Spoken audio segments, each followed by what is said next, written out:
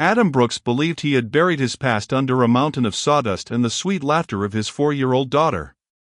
He was a man of silence, a carpenter who built walls to keep the world out until a frantic pounding on his door in the middle of a torrential storm shattered his peace. He thought he was just opening his home to a woman escaping the rain. He didn't know he was stepping into a war.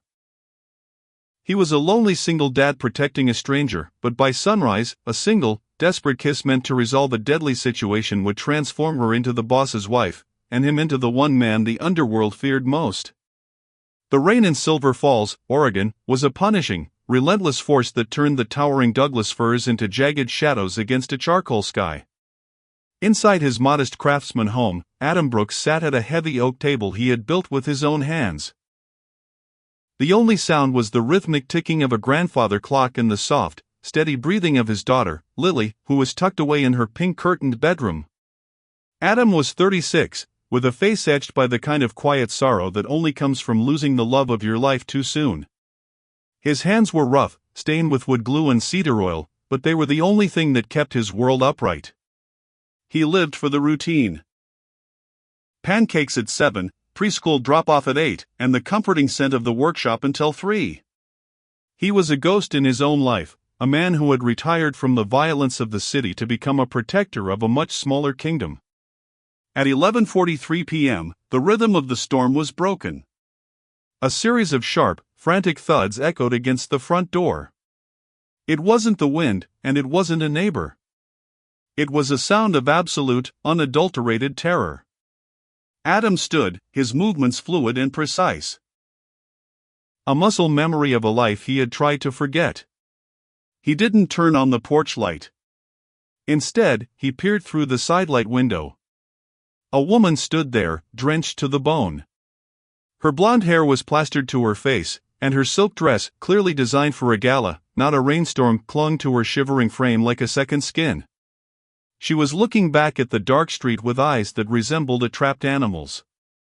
At the end of the block, a set of headlights flickered on, then off.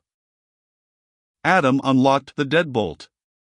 He didn't open the door wide, he just cracked it enough to see her emerald green eyes, which were wide with panic. "Please," she rasped, her voice cracking. I just need to get out of the light. Just for a minute." Adam saw the black sedan creeping slowly past his house, its engine a low, predatory growl. He didn't ask questions. He reached out, grabbed her arm, and pulled her into the warmth of his hallway, locking the door and sliding the security chain in one seamless motion. The woman collapsed against the wall, sliding down to the hardwood floor. She didn't cry, she just shook, her breath coming in shallow, jagged hitches. Adam didn't crowd her. He disappeared for a moment and returned with a heavy wool blanket and a dry towel. "I'm Adam," he said, his voice a low, grounding baritone. "There's a child sleeping down the hall, so we're going to keep it quiet. You're safe here for tonight." The woman looked up, the towel draped over her head. "I'm Elena," she whispered. I think I just ended my life to save my soul." Adam looked at the ruined silk of her dress and the way she flinched at the sound of the wind. He had spent 10 years in the city's private security sector, he knew the look of someone fleeing a gilded cage. He thought she was a runaway bride or a socialite in trouble. He had no idea she was Elena Whitman, the fiancé of Julian Vane, the man known as the architect of the city's organized crime. In that moment, Adam was just a father helping a stranger. He didn't know that by opening his door, he had just painted a target on his back. And Elena, looking at the rugged, silent man who had asked for nothing in return, felt a flicker of something she hadn't felt in years. A sense of belonging in a place where she didn't have to be a trophy. But the headlights at the end of the block hadn't disappeared. They were waiting. The morning light filtered through the Douglas firs, casting long, golden fingers across Adam's living room.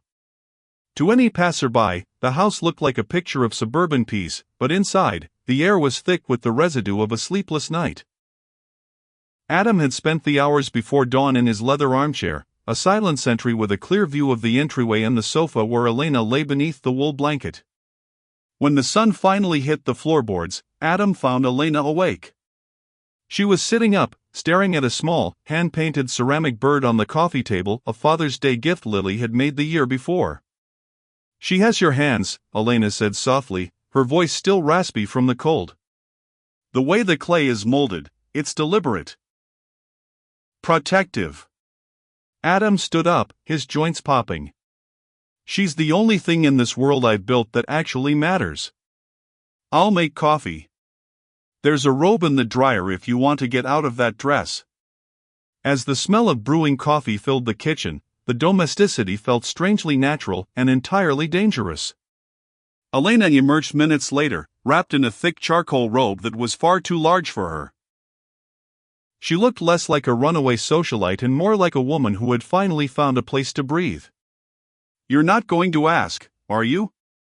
Elena asked, leaning against the counter as Adam poured 2 mugs. "Why, I was running." "Who was in that car?" "I know who was in the car," Adam said, handing her a mug. The plates were registered to a shell company owned by Vane Logistics. "Julian Vane doesn't like losing his property." Elena froze, the mug halfway to her lips. "If you know who he is, why did you let me in?" "Most people would have called the police, and the police would have called him." Adam leaned back, his gaze turning distant. 10 years ago, I was the head of security for a man who made Julian Vane look like a common street thug. I saw what happens to people who try to leave that world. I moved here to Silver Falls to make sure my daughter never had to see the man I used to be. But I haven't forgotten how to spot a predator." The confession hung in the air.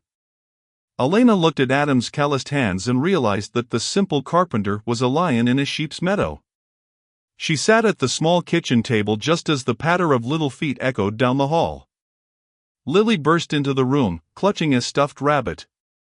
She stopped, her eyes wide as she saw the princess from the night before sitting in her kitchen. "Is she staying for breakfast, Daddy?" "Just for a little while, Lilybug," Adam said, his voice softening into a tone Elena hadn't heard before. The morning passed in a surreal blur. Elena helped Lily color, her emerald eyes lighting up as the little girl told her stories about the fairies that lived in the woodpile. For a moment, Elena forgot she was the most hunted woman in the state. But the shadow of the architect was long. By noon, the quiet was shattered. A white delivery van pulled into the gravel driveway.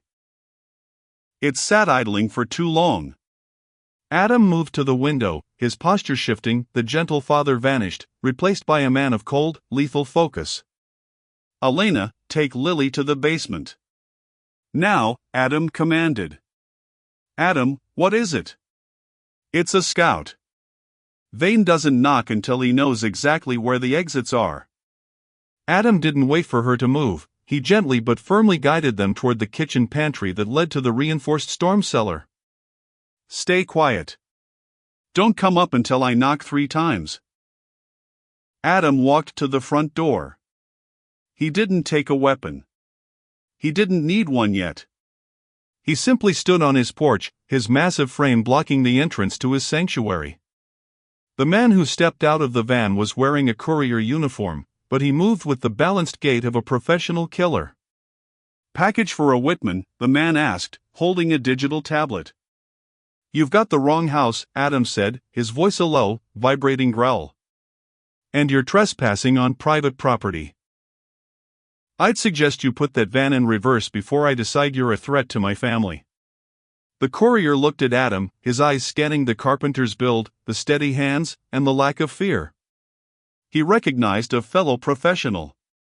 A slow, mocking smirk spread across his face. "Julian says hello, Brooks. He also says he likes the house. It'll make a beautiful bonfire." The van roared to life and sped away, kicking up gravel. Adam stood on the porch, his heart hammering. Not with fear, but with a cold, rising rage. The architect had found him. The sanctuary was compromised. But as he looked back at the door, he knew he wasn't just protecting a stranger anymore. He was protecting the first person who had made his house feel like a home since the day his wife died.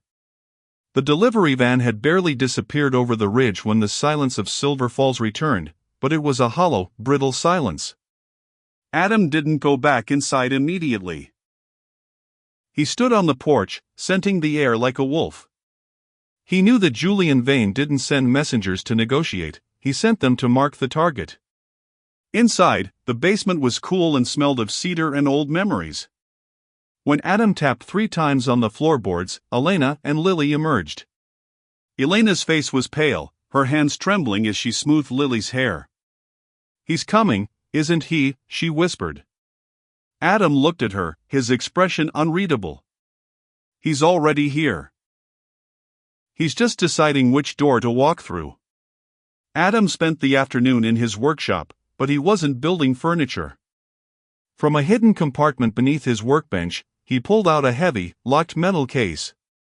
Inside was a piece of his past he had hoped would rust, an encrypted satellite phone and a customized 9mm handgun. He checked the slide with a mechanical precision that made Elena's blood run cold. "I thought you were a carpenter," she said, leaning against the doorframe. "I am," Adam replied without looking up. "But before I was a carpenter, I was the man people like Julian Vane hired to make sure their rivals disappeared. I was known as the Ghost in the Chicago Syndicate. I stopped because I realized I was building a world my daughter couldn't live in. But if Vane wants to bring that world to my doorstep, I'll show him why I was the only one who made it out alive." As the sun dipped below the horizon, painting the sky in bruises of purple and orange, a sleek, matte black limousine rolled silently into the driveway. It didn't hide. It didn't scout. It parked with the arrogance of an owner returning to his estate. Julian Vane stepped out. He was a man of sharp angles and tailored silk, his silver hair slicked back. He carried a cane with a gold hawk's head, not because he needed it, but because it was a scepter. Adam stepped onto the porch. He didn't bring the gun, he brought his presence. He stood at the top of the stairs, his silhouette massive against the dim porch light. "Julian," Adam said, his voice a low, vibrating warning. Vane stopped at the bottom of the stairs, a cold, amused smile playing on his lips. "I spent all day wondering who had the backbone to hide my fiancé. My people told me it was a nobody carpenter. But I recognized the stance the moment I saw you from the car. Adam the Ghost Brooks. I thought you were buried in a shallow grave in Illinois." "I was," Adam said. "And I'd prefer to stay that way." "We all have preferences," Adam, Vane drawled, gesturing toward the house. "I want my property back. Elena Whitman is the final piece of a merger that will control the entire Pacific Northwest shipping trade. She's not a woman, she's a contract. Give her to me, and I'll forget I ever saw your face.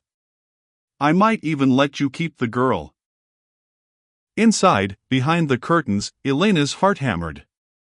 She realized then that she wasn't just a runaway fiancé, she was a chess piece in a game of global proportions. The woman inside is a person, Julian. "Not a contract," Adam said. "And you're not on the docks anymore. You're in my home. In Silver Falls, we have a very different way of handling people who threaten families." Vane's smile vanished, replaced by a gaze that was as empty as a shark's eye. "You're one man, Adam. I have an army. I'll burn this forest to the ground to find her. You have until midnight to bring her to the gate. If you don't, well, I've always wanted to see how well cedar burns." Vane turned and retreated to the limo. As the car pulled away, Adam felt the cold weight of the midnight deadline. He went inside and found Elena standing in the hallway, her emerald eyes filled with a mixture of terror and a strange, fierce resolve. "You can't fight them all for me, Adam," she said. "I'm not fighting for you, Elena," Adam said, placing a heavy hand on her shoulder. "I'm fighting for the version of me that gets to stay a father. But to do that, we're going to have to do something Julian doesn't expect." "What?" "We're going to stop running," Adam said. "And we're going to give him exactly what he wants, with a twist he never saw coming." The plan was dangerous. It involved a public confrontation at the Silver Falls Town Hall Gala that evening. A place where Vane felt untouchable. It was there, Adam explained, that they would resolve the situation. He didn't tell her that the resolution would involve a kiss that would rewrite the laws of the underworld. The Silver Falls Town Hall was a vision of historic elegance, glowing with amber light that spilled out onto the manicured lawns. For Julian Vane, tonight was supposed to be his coronation, a public display of his influence over the town's elite. He stood in the center of the ballroom, sipping vintage champagne, convinced that the ghost was currently packing a bag in a dark house, preparing to surrender. He was wrong. The narrative Adam Brooks did not arrive in a limousine. He arrived in his battered black pickup truck, parked 3 blocks away. He wore a suit he hadn't touched in a decade, a dark, sharp silhouette that made him look less like a carpenter and more like a reaper. Beside him, Elena was breathtaking. She wore a dress borrowed from a local boutique, a deep crimson that looked like spilled wine against the snow white of her skin. "Are you ready?" Adam asked, his voice a steady anchor in the sea of her nerves. "If I go back to him, I'm a prisoner," Elena whispered. "If I stay with you, I'm a target." "Is there a third option?" "Tonight, we create one," Adam replied. As they stepped into the ballroom, the music didn't stop, but the air seemed to leave the room.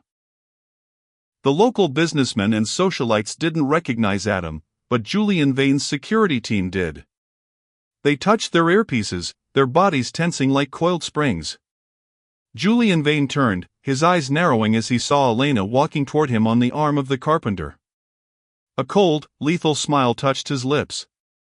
He stepped forward, meeting them in the center of the dance floor, beneath the massive crystal chandelier. "Adam," Julian greeted, his voice loud enough to carry. "You've brought my fiancé home. I'm glad you saw reason. It's a shame about the ghost persona, though. I thought you had more fight in you." The crowd murmured, confused by the cryptic words. Julian reached out a hand to take Elena's arm, his grip possessive and cruel. "Come, Elena. The contract is waiting." Elena looked at Julian's hand, then at the circle of armed men closing in. She saw the predatory hunger in Julian's eyes. She knew that if she took his hand, Adam and Lily would be disposed of the moment the doors closed.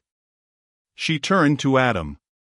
In the silence of the ballroom, the tension was a physical weight. "Adam," she whispered. "You said you'd protect me." "I will," Adam said. In a move that defied every rule of the underworld, Adam didn't draw a weapon. He didn't throw a punch. Instead, he stepped into Elena's space, his large hands framing her face with a tenderness that felt like a shield. He kissed her. It wasn't a tentative kiss. It was a claim. It was a roar of defiance delivered in a whisper. In that kiss, Adam wasn't just a carpenter or a bodyguard, he was a man reclaiming his right to love and protect. The ballroom gasped. Julian Vane froze, his face contorting into a mask of pure, unadulterated rage. To be defied in private was one thing, to be publicly humiliated by a nobody was a death sentence. "Kill him," Julian hissed to his lead security officer. But before the man could move, Adam pulled back from the kiss, his arm locked firmly around Elena's waist. He looked directly at the security team, men who knew his real reputation, men who had heard stories of the ghost for years. "I wouldn't do that," Adam said, his voice dropping into that low, terrifying frequency. "Because while Julian was focused on a contract, I was making a few calls to my old associates in Chicago. They've been looking for a reason to move into this territory. They just agreed to back a new boss in Silver Falls." He leaned in closer to Julian, so only he could hear. "The men behind you? They don't work for you anymore, Julian. They work for the man who can keep them alive. And as of that kiss, Elena Whitman isn't your fiancée. She's the wife of the man who owns this town." The lead security officer stepped forward, but he didn't point his weapon at Adam. He stood behind Adam, his head bowed in a gesture of recognition. The situation had shifted in a heartbeat. Elena had walked into the room as a runaway. She was leaving as something far more powerful. But Julian Vane was not a man to go quietly into the night, and as he backed away, his eyes promised that the final blood had yet to be spilled. The silence in the ballroom was absolute, a fragile glass bridge over a canyon of violence. Julian Vane stood alone in a circle of his own men, but for the first time in his life, he was powerless. He looked at the guards he had paid for years, seeing only the cold, professional indifference in their eyes. They weren't his soldiers anymore, they were subordinates of a legend. "You think a kiss and a few phone calls makes you king?" Julian spat, his voice trembling with a cocktail of fury and disbelief. "You're a carpenter, Adam. You smell like pine and sawdust. You don't belong in this world." "I don't want your world, Julian," Adam replied, his grip on Elena never wavering. "But I'm taking it anyway. Because it's the only way to keep the people I love safe. Now, get out of this town. If I see your shadow on a Silver Falls sidewalk again, the ghost won't just be a story people tell to scare their rivals. It'll be the last thing you see." Vane scanned the room, looking for a single ally, but every face was turned away. He was a man who ruled by fear, and Adam had just shown the world that there was something far more terrifying than a bully. A protector with nothing left to lose. Vane turned and walked out, his golden-headed cane clicking hollowly against the marble, a broken king in a ruined suit. The transition of power was swift and surgical. Within 48 hours, the Vane Logistics signs were being taken down, replaced by a new, transparent entity managed by Adam's old, trusted contacts from Chicago, men who owed him their lives and were weary of the bloodshed. But Adam didn't move into a penthouse. He didn't buy a fleet of black sedans. He went back to his workshop. A week later, the Brooks farmhouse was filled with the smell of roasting chicken and the sound of Lily's laughter. Elena stood in the kitchen, wearing a simple denim shirt and jeans, her emerald eyes finally clear of the fog of terror. She was no longer a Whitman or a contract.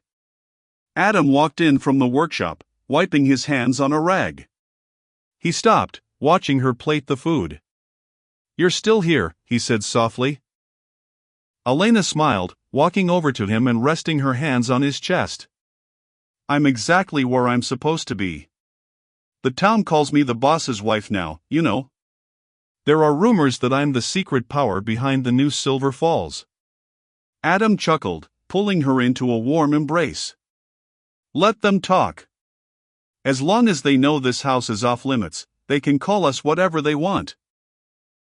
The happy ending as the sun dipped below the Oregon horizon, painting the Douglas firs in a golden hue. Adam, Elena, and Lily sat on the porch swing. The iron fire poker was back in the hearth, and the 9mm was locked away in a safe that Adam hoped Lily would never even know existed. Lily was curled up in Elena's lap, listening to a story about a brave knight who lived in a wooden castle. Adam watched them, the lonely ache that had occupied his heart for years finally replaced by a profound, terrifyingly beautiful peace. He had opened his door for one night to protect a stranger, and in return, he had been given a life worth living. He leaned over and kissed Elena, a soft, lingering kiss that wasn't for the public, wasn't for protection, and wasn't for a boss. It was just for them. "I love you, Adam," Elena whispered. "I've got you," he replied. "Always." The ghost was finally at rest, and the carpenter had found the one thing he couldn't build with his own two hands, a family that was whole again. What a powerful journey from a knock at the door to a new beginning. Adam and Elena showed us that true protection isn't just about strength, it's about the courage to let someone in, even when the world is trying to tear you apart. If you were in Adam's shoes, would you have opened the door for a stranger in the middle of the night? Let us know in the comments below. Please show some love to the channel. Like this video, share it with someone who believes in second chances, and most importantly, subscribe to our community. We have many more tales of hidden heroes and life-changing twists waiting for you. Thank you for watching, and remember, sometimes the person you protect is the one who ends up saving you. We'll see you in the next story.